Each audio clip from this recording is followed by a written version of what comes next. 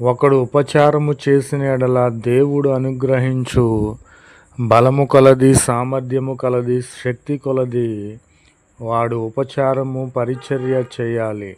ప్రభునామమునకు స్తోత్రములు కలుగునుగాక. ఇందువలన దేవుడు అన్నిటిలోనూ యేసుక్రీస్తు ద్వారా మహిమపరచబడును.